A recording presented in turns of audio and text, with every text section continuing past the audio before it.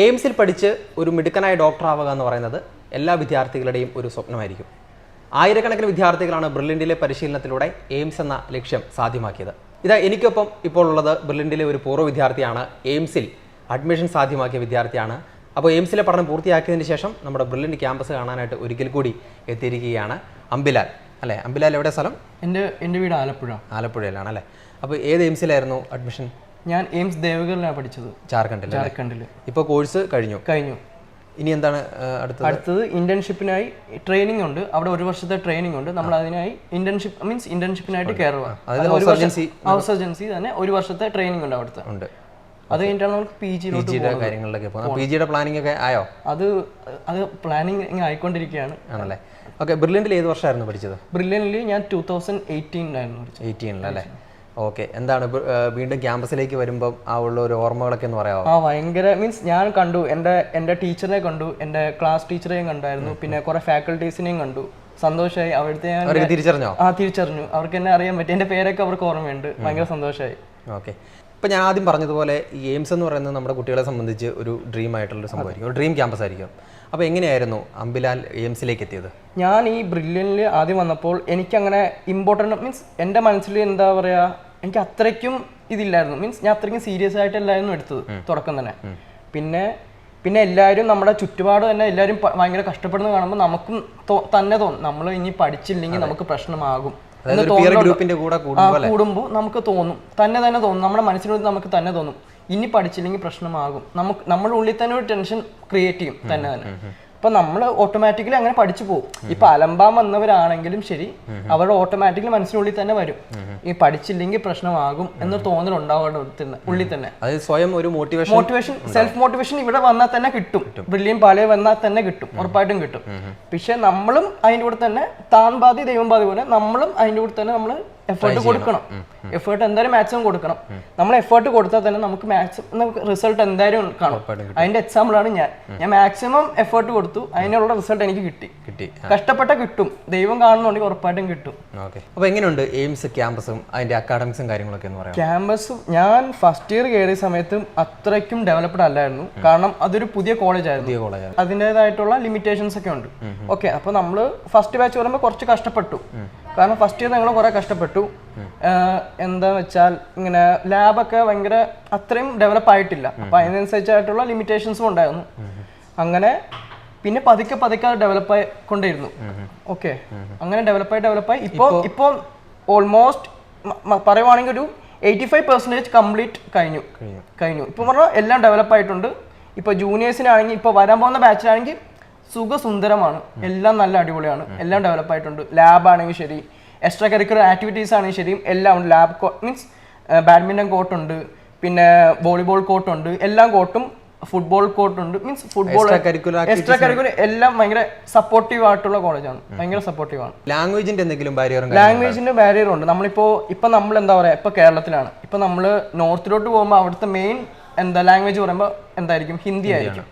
പക്ഷെ നമ്മൾ പോകുമ്പോൾ നമ്മുടെ ഫാക്കൽറ്റീസ് പറയുമ്പോൾ എന്തായിരിക്കും, അവർ ഹിന്ദിയിലും ഇംഗ്ലീഷിലും ഇപ്പോൾ ചോദിക്കും. ഇപ്പോൾ സൗത്തിൽ നിന്നോ ആരെങ്കിലും പഠിക്കുന്നോ ആദ്യം തന്നെ ഫാക്കൽറ്റീസ് ചോദിക്കും, നിങ്ങൾ എല്ലാവരും ഹിന്ദിയിൽ ഓക്കെ ആണോ എന്ന് ചോദിക്കും. ഓക്കെ അല്ലെങ്കിൽ സാറ് ഇംഗ്ലീഷിൽ പഠിപ്പിക്കും. ഓക്കെ, അവർ സ്റ്റുഡൻസിന്റെ കംഫർട്ട് അനുസരിച്ചായിരിക്കും അവർ ഓരോ കാര്യങ്ങളും. പ്രശ്നം ഉണ്ടായിട്ടില്ല, ഉണ്ടാവുകൊണ്ട് തന്നെ അത് പരിഹരിക്കാനുള്ള ഇതുണ്ട്, അവിടെ ഉണ്ട്. സീനിയേഴ്സ് ആയിട്ടുള്ള ഞങ്ങൾ മലയാളീസിലും ഉണ്ട്. എല്ലാം എളുപ്പമായിട്ട് പരിഹരിക്കാൻ പറ്റുന്നതാണ്. ഇപ്പോൾ നിങ്ങൾക്ക് ഡൗട്ട് ഉണ്ടെങ്കിൽ തന്നെ നമുക്ക് വേണമെങ്കിൽ ഫാക്കൽറ്റീസ് പോയി ചോദിക്കാം. അവർ അപ്പം തന്നെ ക്ലിയർ ചെയ്ത് തരുന്നതായിരിക്കും ഓരോ കാര്യങ്ങളും. എങ്ങനെയുണ്ട് ഹോസ്റ്റൽ ലൈഫ് ഒക്കെ? ഹോസ്റ്റൽ ലൈഫ് അടിപൊളിയാണ്. ഇന്ന് പറിച്ച് പറയുവാണെങ്കിൽ എല്ലാവർക്കും സിംഗിൾ റൂം ആയിരിക്കും അലോട്ട് ചെയ്യുന്നത്. ഞങ്ങളുടെ കാര്യത്തിൽ പറയുകയാണെങ്കിൽ, എൻ്റെ കാര്യത്തിൽ പറയുകയാണെങ്കിൽ സിംഗിൾ റൂം ആയിരിക്കും അലോട്ട് ചെയ്യുന്നത്. ഭക്ഷണമൊക്കെ എങ്ങനെയുണ്ട്? നമ്മുടെ നാട്ടിലെ മിസ് ചെയ്യാറുണ്ടോ? നാട്ടിലത്തെ ഭക്ഷണം അവിടെ കിട്ടത്തില്ല. നമ്മൾ അതും പ്രതീക്ഷിച്ച് വരണ്ട. നാട്ടിലത്തെ ഭക്ഷണം ഉറപ്പായിട്ടും കിട്ടത്തില്ല. അവിടെ കിട്ടുന്ന നമ്മൾ പറയുമ്പോൾ നമ്മൾ നോർത്ത് ഇന്ത്യൻ ഫുഡ് മെയിൻ ആയിട്ടും പറഞ്ഞ ചോറ്, ഡാൽ പറയുമ്പോൾ പരിപ്പ് കറി, പിന്നെ ദഹി പറയുമ്പോൾ തൈര്, അതൊക്കെയാണ് മെയിൻ ആയിട്ടുള്ളത്. ഇത് മൂന്നുമാണ് മെയിൻ ആയിട്ട്. പൊരുത്തപ്പെടണം, വേറെ വഴിയില്ല. പൊരുത്തപ്പെടണം. നമ്മൾ അത് കഴിച്ച് പറഞ്ഞാൽ നമ്മൾ ഈ കോഴ്സ് കഴിയുന്നവർ അത് തന്നെ കഴിച്ചോണം. അല്ലെങ്കിൽ നമുക്ക് വേണമെങ്കിൽ പുറത്തുനിന്ന് ഓർഡർ ചെയ്യാൻ പറ്റും. അത് നഷ്ടമാണെന്ന് ഞാൻ പറയത്തുള്ളൂ. ഇപ്പോൾ ഇതാണെങ്കിൽ ഒരു മാസം പെർ മന്ത് നമുക്ക് അറൌണ്ട് 4000 ആവത്തുള്ളൂ. നമുക്കിപ്പോൾ ഫീസ് എന്ന രീതിയിൽ നമുക്ക് 5,000 ഇനിഷ്യൽ തുടക്കം തന്നെ നമ്മൾ പേയ്മെന്റ് ചെയ്യണം. ഇപ്പോൾ പെർ മന്ത്ലി നമ്മൾ എന്താ 4,000 രൂപ അടയ്ക്കണം. മീൻസ് പെർ മന്ത് പറയുമ്പോൾ ഈ മെസ് ഫീസ് മാത്രം നമ്മൾ പേയ്മെന്റ് ചെയ്താൽ മതി, വേറൊന്നും നമ്മൾ നോക്കേണ്ട കാര്യമില്ല. ശരിക്കും എയിംസിൽ പഠിക്കണം എന്ന് പറയാൻ എന്തെങ്കിലും പ്രത്യേകിച്ച് കാരണമുണ്ടോ, അല്ലെങ്കിൽ എയിംസ് കുട്ടികൾ ഇങ്ങനെ ലക്ഷ്യം വെക്കണം എന്ന് പറയാനായിട്ടുള്ള എന്തെങ്കിലും കാര്യങ്ങളുണ്ടോ? എന്ന് വെച്ചാൽ ഞാൻ എൻ്റെ കാര്യം ഞാൻ പറയുവാണ്. ഞാൻ എക്സാം എഴുതുന്ന സമയത്ത് നീറ്റും ഉണ്ടായിരുന്നു, എയിംസും സെപ്പറേറ്റ് എക്സാം ആക്കി. ഇപ്പോഴാണ് ഒറ്റ എക്സാം ആക്കിയത്. ഇപ്പോൾ ഞാൻ നീറ്റ് എഴുതുന്ന സമയത്ത് ഞാൻ പറഞ്ഞു, ഞാൻ തുടക്കം ഒരു അലമ്പായിരുന്നു. മീൻസ് ഞാൻ അത്രയ്ക്കും പഠിക്കുന്ന ഒരു വ്യക്തിയായിരുന്നു, ഞാൻ ഒരു ആവറേജ് സ്റ്റുഡൻ്റ് ആയിരുന്നു. അങ്ങനെ പഠിച്ചു. മീൻസ് നീറ്റ് നോക്കിയപ്പോൾ എനിക്ക് നിശ്ചയ ഒരു മാർക്കില്ല, ആ മാർക്കില്ല. അപ്പോൾ സാറ് പറഞ്ഞു ചാൻസ് കുറവാന്ന് പറഞ്ഞു കിട്ടാൻ. അപ്പോൾ എനിക്ക് നീറ്റും എയിംസും തമ്മിലുള്ള ഒരു മാസത്തെ ഇതുണ്ട്, ഗ്യാപ്പ് ഉണ്ടായിരുന്നു. അപ്പോൾ എനിക്ക് എങ്ങനെയെങ്കിലും, കാരണം വീട്ടുകാർ നമ്മൾ കഷ്ടപ്പെടുന്നതാണ്, വീട്ടുകാരുടെ കാശ് മുടക്കാൻ നമുക്ക് പറ്റത്തില്ല. അപ്പോൾ നമുക്ക് അതിന് വേണ്ടി എന്ത് ചെയ്യണം, കഷ്ടപ്പെടണം. ആ ഒരു മാസം ഉണ്ടായിരുന്നു. ആ ഒരു മാസത്തിന് ഞാൻ മാക്സിമം ക്വസ്റ്റ്യൻ പേപ്പർ വർക്കൗട്ട് ചെയ്യാൻ പറ്റും അത്രയും ക്വസ്റ്റ്യൻ പേപ്പർ വർക്കൗട്ട് ചെയ്തു. മാക്സിമം മീൻസ് നിങ്ങൾ എത്ര ഇപ്പോൾ നമ്മൾ എക്സാം അടുക്കും തോറും നമ്മൾ മാക്സിമം ക്വസ്റ്റ്യൻ പേപ്പർ വർക്കൗട്ട് ചെയ്യാനാണ് നോക്കേണ്ടത്. ഇപ്പോൾ എന്ന് വെച്ചാൽ നമ്മൾ പഠിക്കാൻ നോക്കില്ലേ, means maximum question paper work out നമ്മുടെ എന്താ പറയുക, ഈ ക്വസ്റ്റ്യൻസ് നമുക്ക് മാക്സിമം വർക്കൗട്ട് ചെയ്യാം, അതാണ് മെയിൻ സാധനം. ഇപ്പോൾ എൻ്റെ കാര്യം പറയുന്നത് ഞാൻ ആ ഒരു മാസം മാക്സിമം ക്വസ്റ്റ്യൻ പേപ്പർ വർക്കൗട്ട് ചെയ്തു. തിയറി ഒന്നും പഠിക്കാൻ പോയില്ല, അത് കാരണം പഠിച്ചിട്ട് കാര്യമില്ല. നമ്മൾ തിയറി ഇതിൻ്റെ കൂടെ തന്നെ ക്വസ്റ്റ്യൻ പേപ്പറിൻ്റെ കൂടെ തന്നെ പഠിക്കുന്നതായിരിക്കും. അപ്പോൾ മാക്സിമം ക്വസ്റ്റ്യൻ പേപ്പർ വർക്കൗട്ട് ചെയ്യുക, അതാണ് ഇതിൻ്റെ അകത്തുള്ള മെയിൻ ഹൈലൈറ്റ്. അപ്പോൾ അതായത് നീറ്റിൽ കിട്ടിയില്ല, പക്ഷേ എയിംസിൻ്റെ എൻട്രൻസിൽ കിട്ടി. അതാണല്ലേ? കാരണം എനിക്ക് നീറ്റിന് കിട്ടിയാനെ ഒരു സീറ്റിന് ഗവൺമെന്റ് സീറ്റ് പോയി. അപ്പോൾ എനിക്ക് ഭയങ്കര സങ്കടമായി. കാരണം ഞാൻ വിചാരിച്ചു എനിക്ക് ആ സമയത്ത് എയിംസിൻ്റെ ഒരു പ്രതീക്ഷ ഇല്ലായിരുന്നു. നീറ്റ് പോയി, ഇനി എങ്ങനെ എനിക്ക് എയിംസ് കിട്ടും? അപ്പോൾ ഞാൻ ദൈവത്തിനോട് പ്രാർത്ഥിച്ചു, ദൈവമേ എനിക്ക് എങ്ങനെയെങ്കിലും ഒരു ഗവൺമെന്റ് സീറ്റ് തരണേ എന്ന് പറഞ്ഞ് പ്രാർത്ഥിച്ചപ്പോൾ കുറച്ച് ദിവസം കഴിഞ്ഞപ്പോൾ എനിക്ക് എയിംസിൻ്റെ റിസൾട്ട് വന്നു. അച്ഛൻ വന്ന് പറഞ്ഞു, എനിക്ക് 3,000 റാങ്ക് ഉണ്ടായിരുന്നു, ജസ്റ്റ് 3,000 റാങ്ക് പറഞ്ഞാൽ അറൗണ്ട് 2,900 സംതിങ് റാങ്ക് ഉണ്ടായിരുന്നു. അപ്പോൾ എനിക്ക് ആ സമയത്തും എന്താ പറഞ്ഞു, എനിക്ക് കിട്ടത്തില്ല 3,000 റാങ്ക് പറയുമ്പോൾ എങ്ങനെ കിട്ടാനാ, എനിക്ക് തോന്നില്ല. അപ്പോൾ ഞാൻ ഇവിടുത്തെ ബ്രില്യൻ പാരയിൽ ശിവൻ സാറിനെ വിളിച്ച് ചോദിച്ചു, സാർ ഇത് കിട്ടാൻ ചാൻസ് ഉണ്ടോ ചോദിച്ചു. സാർ പറഞ്ഞു ഉറപ്പായിട്ടും കിട്ടുമെന്ന് പറഞ്ഞു. പറഞ്ഞാൽ ഞാൻ ഒന്നാമത് OBC ആണ്, ഓക്കെ OBC ആകുമ്പോൾ ഉറപ്പായിട്ടും കിട്ടുമെന്ന് പറഞ്ഞു. അപ്പോൾ ഓക്കെ, എന്നിട്ട് ഞാൻ 3 അലോട്ട്മെന്റ് നോക്കിയും കിട്ടിയില്ല. ഓപ്പൺ കൗൺസിലിന് പൊക്കണം പറഞ്ഞു. ഓപ്പൺ കൗൺസിലിന് പോയി കഴിഞ്ഞു. അവിടെ എത്തിയപ്പോൾ എയിംസ് ഡൽഹിയിലാണ് ഓപ്പൺ കൗൺസിൽ. അവിടെ എൻ്റെ ചേട്ടനുണ്ട്, ചേട്ടൻ അവിടെ ഇപ്പോൾ വർക്ക് ചെയ്യുകയാണ്. അവിടെ എയിംസ് ഡൽഹി തന്നെ എമർജൻസി മെഡിസിനിൽ DM ചെയ്തുകൊണ്ടിരിക്കുക. പുള്ളി ഡോക്ടറാണ്. പുള്ളിയോട് ഞാൻ സ്റ്റേ ചെയ്തത്. അലോട്ട്മെന്റിന്റെ സമയത്ത് എൻ്റെ പേര് വിളിച്ചു. ആ സമയത്ത് OBC സർട്ടിഫിക്കറ്റ് എൻ്റെ ക്യാൻസൽ ആയിപ്പോയി. ഞാൻ വിചാരിച്ചു ഇനി കിട്ടത്തില്ല എന്ന് വിചാരിച്ചു. അപ്പോഴേക്കും എന്താ ജനറൽ എനിക്ക് OBC സർട്ടിഫിക്കറ്റ് ഉണ്ടെങ്കിൽ എനിക്ക് എയിംസ് നാഗ്പൂർ കിട്ടിയാണ്. പക്ഷേ എൻ്റെ OBC സർട്ടിഫിക്കറ്റ് അവിടെ ചെന്നപ്പോൾ ക്യാൻസൽ ആയിപ്പോയി. അപ്പോൾ ഞാൻ എന്നിട്ട് ഞാൻ എന്ത് പറഞ്ഞു, മീൻസ് OBC സർട്ടിഫിക്കറ്റ് ക്യാൻസൽ ആയി പോയാൽ നമ്മൾ മെറിറ്റിൽ കയറേണ്ടി വരും. എന്നാൽ ജനറലി കയറേണ്ടി വരും. ജനറലി കയറിയപ്പോൾ എനിക്ക് ആകെയുള്ളത് എയിംസ് ദേവഗർ മാത്രമേ ഉണ്ടായിരുന്നുള്ളൂ ഓപ്ഷനായിട്ട്. എയിംസ് ദേവഗർ ഉണ്ടായിരുന്നു, എയിംസ് കല്യാണം ഉണ്ടായിരുന്നു. പക്ഷേ ചേട്ടൻ പറഞ്ഞു എയിംസ് ദേവഗർ എടുത്തോളം പറഞ്ഞു. അതുകൊണ്ട് എയിംസ് ദേവഗർ എടുത്തു. പക്ഷേ അത് എനിക്കിപ്പോൾ ബെറ്റർ ഓപ്ഷനാണെന്ന് ഞാൻ വിചാരിക്കുന്നു. കാരണം ഇപ്പോഴത്തെ മീൻസ് ഇന്ത്യയിൽ തന്നെ പറയുവാണെങ്കിൽ ഏറ്റവും വലിയ കോളേജാണ്, മെഡിക്കൽ കോളേജ് നോക്കുവാണെങ്കിൽ എയിംസ് ദേവഗർ ആണെന്ന് നോക്കിയാൽ മനസ്സിലാക്കാൻ പറ്റും. അങ്ങനെ 326 ഏക്കറാണ് ടോട്ടൽ ഉള്ളത്. പക്ഷെ ഇപ്പോൾ നോക്കുവാണെങ്കിൽ മീൻസ് ഇപ്പോൾ നല്ല ഡെവലപ്പ് ആയിട്ടുണ്ട്, നല്ല മാറ്റമുണ്ട്. അപ്പോൾ തിരിച്ച് ബ്രില്യൻറ്റിലേക്ക് തന്നെ വരികയാണെങ്കിൽ 2018 എങ്ങനെയുണ്ടായിരുന്നു ബ്രില്യൻറ്റിലെ അന്നത്തെ ഒരു ജീവിതം? മീൻസ് ഞാൻ പറഞ്ഞല്ലോ, മീൻസ് തുടക്കം ഞാൻ കയറിയപ്പോൾ തന്നെ എനിക്ക് എന്താ പറയുക, എനിക്ക് നല്ല കുറേ ഫ്രണ്ട്സിനെ കിട്ടിയിട്ടുണ്ടായിരുന്നു. എൻ്റെ ഹോസ്റ്റൽ പറയുമ്പോൾ ബ്ലൂബെൽസ് ആണ്. ഓക്കെ, ആ സമയത്ത് പറയുമ്പോൾ എൻ്റെ കൂട്ടുകാർ പറയുമ്പോൾ നമ്മൾ തുടക്കം കയറിയതുള്ളല്ലോ. അപ്പോൾ അവരായിട്ട് നല്ല ജോളി ലൈഫായിരുന്നു. മീൻസ് നമുക്ക് അത്രയും ആ പ്രഷർ വന്നിട്ടില്ല. നമുക്ക് എക്സാമിൻ്റെ ഒരു ചൂട് കിട്ടിയിട്ടില്ല. നമ്മൾ നല്ലപോലെ എൻജോയ് ചെയ്തു ലൈഫ്. ഹോസ്റ്റൽ ലൈഫ് പറയുമ്പോൾ മസ്റ്റായിട്ട് എൻജോയ് ചെയ്യേണ്ട സാധനമാണ്.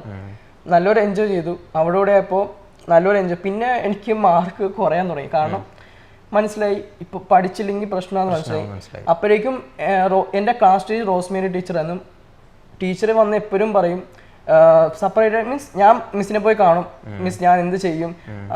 മിസ് ഭയങ്കര മോട്ടിവേഷനൊക്കെ തരുമായിരുന്നു, നല്ലൊരു പഠിക്കണം, മീൻസ് ഇങ്ങനെ question paper maximum workout. Question പേപ്പറാണ് ഇതിൻ്റെ മെയിൻ സാധനം. കാരണം എത്ര ക്വസ്റ്റ്യൻ പേപ്പർ വർക്കൗട്ട് ചെയ്യുന്ന നമ്മൾ ആദ്യം ഇപ്പോൾ എക്സാമിനകത്ത് നമ്മൾ നോക്കുന്ന സ്പീഡാണ് നോക്കുന്നത്. സ്പീഡും പിന്നെ മാക്സിമം ക്വസ്റ്റ്യൻ. നമ്മൾ ഈ സെയിം ക്വസ്റ്റ്യൻ തന്നെ കിട്ടത്തില്ല നമുക്ക് എക്സാമിന്, പക്ഷെ ഈ രീതിയുള്ള ക്വസ്റ്റ്യൻ തന്നെ കിട്ടാം, ആ പാറ്റേണിൽ തന്നെ കിട്ടാം. അപ്പൊ നമുക്ക് ആ ഓർമ്മയുണ്ടാവും, ഇങ്ങനെ ചെയ്ത് നമുക്ക് ഇങ്ങനെ ആൻസർ കിട്ടും. നമ്മൾ ഒരു പ്രാവശ്യം പോലും ചെയ്തില്ലെങ്കിൽ നമുക്ക് ഇത് കിട്ടത്തില്ല, പെട്ടെന്ന് നമുക്ക് ചെയ്യാൻ പറ്റാം. നമുക്ക് ഇതിനകത്ത് ഈ നമ്മളിപ്പോൾ ഈ എൻട്രൻസിന് പോലത്തെ എക്സാമിന് നമുക്ക് സ്പീഡാണ് മാക്സിമം നോക്കുന്നത്. ഇപ്പോൾ മാക്സിമം നമ്മൾ ക്വസ്റ്റ്യൻസ് വർക്കൗട്ട് ചെയ്യാൻ നമ്മൾക്ക് ഒരു എന്താ പറയുക, നമ്മൾ അതിലൂടെ പോയിട്ടുണ്ട്, ആ ക്വസ്റ്റ്യൻ പോയി കഴിഞ്ഞാൽ നമുക്ക് പെട്ടെന്ന് തന്നെ ക്ലിക്ക് ആവും, പെട്ടെന്ന് തന്നെ ചെയ്യാൻ പറ്റണം. അതാണ് നമ്മൾ മെയിനായിട്ട് നോക്കുന്നത്. എൻ്റെ റൂമിൽ തന്നെ 3-4 പേര് ഉണ്ടായിരുന്നു മെഡിക്കൽ ബാച്ചിൽ തന്നെ. അവരും നല്ല റാങ്ക് അടിക്കുന്നു, ഞാൻ മാത്രമാണ് ഉഴപ്പെന്ന് എനിക്ക് തോന്നി. അപ്പം ഞാൻ വിചാരിച്ചു പഠിക്കണം. ഞാൻ പഠിച്ചു, പക്ഷെ പഠിക്കുന്നുണ്ട്, മാക്സിമം പഠിക്കുന്നുണ്ട്, പക്ഷെ നമുക്കൊരു മാർക്കുണ്ട്, അത് കിട്ടുന്നില്ല. എക്സ്പെക്ട് ചെയ്യുന്ന മാർക്ക് എത്താൻ പറ്റുന്നില്ല. അപ്പം ഞാൻ വിചാരിച്ചു എന്താ എനിക്കറിയത്തില്ല. അപ്പോഴേക്കും എൻ്റെ അമ്മയെ വിളിക്കുമ്പോൾ അമ്മ പറയും മാക്സിമം ക്വസ്റ്റ്യൻ, അമ്മയ്ക്ക് പറയാം ക്വസ്റ്റ്യൻ പേപ്പർ വർക്കൗട്ട് ചെയ്യുക, അമ്മ അത് തന്നെ പറയാം ക്വസ്റ്റ്യൻ പേപ്പർ വർക്കൗട്ട്. അപ്പോൾ നമ്മൾ അത് തന്നെ ചെയ്തു, മാക്സിമം ക്വസ്റ്റ്യൻ പേപ്പർ വർക്കൗട്ട് ചെയ്തു. മാക്സിമം മാർക്ക് കുറയും, അത് കുഴപ്പമില്ല, മാർക്ക് കുറയണം. നമ്മൾ മാക്സിമം തെറ്റണം, അത്രയും തെറ്റണം. തെറ്റിയാലേ നമുക്കത് ചെയ്യാം. അത് എവിടെ തെറ്റും നമ്മൾ ആദ്യം മനസ്സിലാക്കണം. തെറ്റ് മനസ്സിലാക്കിയാലേ നമുക്കത് എന്താ എക്സാമിൽ നമുക്കത് തെറ്റ് വരാതിരിക്കാൻ നോക്കാൻ പറ്റത്തുള്ളൂ. മനസ്സിലായോ? അങ്ങനെ ചെയ്യണം. ഇപ്പൊ 100 ക്വസ്റ്റ്യനകത്ത് എന്താ 50 തെറ്റിയാലും പ്രശ്നമില്ല. ആ 50 എവിടെ തെറ്റ് പറ്റിയെന്ന് നമ്മൾ മനസ്സിലാക്കണം. എന്നാൽ നമുക്ക് മെയിൻ എക്സാമിൽ നമുക്ക് ആ തെറ്റ് റിപ്പീറ്റ് ചെയ്യാതിരിക്കാൻ പറ്റത്തുള്ളൂ. അതാണ് നമ്മൾ മെയിനായിട്ട് നോക്കേണ്ടത്. പറഞ്ഞാൽ ഇതിനകത്ത് എപ്പോഴും നമ്മൾ നോക്കേണ്ടത് പറഞ്ഞാൽ ക്വസ്റ്റ്യൻ പേപ്പർ വർക്കൗട്ട് ചെയ്യുക, അല്ലാതെ വേറെ ഒന്നും ഇല്ല. തിയറി പഠിക്കേണ്ടെന്ന് ഞാൻ പറയുന്നില്ല, തിയറി പഠിക്കണം. പക്ഷേ ക്വസ്റ്റ്യൻ പേപ്പർ മാക്സിമം നമ്മൾ എത്ര ക്വസ്റ്റ്യൻസ് നമ്മൾ എത്ര ക്വസ്റ്റ്യൻസ് നമ്മൾ എന്താ പറയുക സെയിം പാറ്റേൺ തന്നെ നമ്മൾ എത്ര ക്വസ്റ്റ്യൻ പേപ്പർ നമ്മൾ അത്രയും നമുക്ക് ഗുണം ഉണ്ടാക്കത്തേ ഉള്ളൂ. അത് പരമാവധി previous year question paper workout ചെയ്യണം മാക്സിമം. അതേ ഉള്ളൂ ഇതിനകത്തുള്ളൊരു എന്താ പറയാ മെയിൻ ആയിട്ടുള്ള സാധനം. ഇതിനകത്ത് ഷോർട്ട് കട്ട് ഒന്നും ഇല്ല, ഹാർഡ് വർക്ക് തന്നെയാണ് മെയിൻ സാധനം. കഷ്ടപ്പെടുക, അതിന് ഉറപ്പായിട്ടും റിസൾട്ട് കിട്ടും. ഉറപ്പായിട്ടും റിസൾട്ട് കിട്ടിയിരിക്കും. കഷ്ടപ്പെട്ട മാത്രം മതി. അതിനകത്ത് വേറൊരു ഷോർട്ട് കട്ട് മെത്തേഡോ മരുന്നോ അങ്ങനെ ഒന്നും ഇല്ല. കഷ്ടപ്പെട്ട ഉറപ്പായും റിസൾട്ട് കിട്ടും. ഓക്കെ. അപ്പോൾ ഇനി PG കുറിച്ചുള്ള കാര്യങ്ങളൊക്കെ പ്ലാനിങ്ങിലാണ്. അതിനെക്കുറിച്ച് ഇപ്പോൾ തീരുമാനിച്ചിട്ടില്ല. അത് ഇന്റേൺഷിപ്പിന്റെ ആ സമയത്ത് നമുക്ക് മനസ്സിലാവും ഏതൊക്കെ നമ്മൾ ഓരോ ഡിപ്പാർട്ട്മെന്റിൽ പോകും. അപ്പൊ നമുക്ക് മനസ്സിലാക്കാൻ പറ്റും ഇത് ഇന്ന നമുക്ക് കുറച്ചും കൂടി താല്പര്യം തോന്നുന്ന അതിലൂടെ നമുക്ക് തിരഞ്ഞെടുക്കാം. അതിന് സെപ്പറേറ്റ് എൻട്രൻസ് ഇല്ലേ? അതിന് സെപ്പറേറ്റ് എൻട്രൻസ് ഉണ്ട്. എംസി തന്നെ പഠിക്കാനാണോ താല്പര്യം? എംസി തന്നെ പഠിക്കാനാണ് താല്പര്യം. അവിടെ തന്നെ ജോലി ചെയ്യാനാണ് താല്പര്യം. അപ്പോൾ എംസി തന്നെ അംബിലാലിന് തുടർ പഠനം, അതായത് PGയും കാര്യങ്ങളൊക്കെ അവിടെ തന്നെ ചെയ്യാൻ സാധിക്കട്ടെ എന്ന് ഞങ്ങൾ ഒരിക്കൽ കൂടി ആശംസിക്കുകയാണ്. അപ്പോൾ വീണ്ടും ബ്രില്യൻറ്റിലേക്ക് വരിക. PG ഒക്കെ കഴിയുമ്പോൾ വീണ്ടും ബ്രില്യൻറ്റ് ക്യാമ്പസ് കാണാനും പഴയ അധ്യാപകരെയും സ്റ്റാഫിനെയും ഒക്കെ കാണാനായിട്ട് വീണ്ടും ബ്രില്യൻറ്റിലേക്ക് വരാം. അപ്പോൾ all the best. Thank you. Entrance സംബന്ധമായ വാർത്തകളും അപ്ഡേഷനുകളും ഏറ്റവും വേഗം ആധികാരികമായി അറിയാൻ ബ്രില്യൻറ്റ് സ്റ്റഡി സെന്റർ പാല യൂട്യൂബ് ചാനൽ സബ്സ്ക്രൈബ് ചെയ്യുക. ബെൽ ഐക്കൺ അമർത്തുക. ഈ വീഡിയോ മറ്റ് സുഹൃത്തുക്കളിലേക്കും ഷെയർ ചെയ്ത് നൽകുക.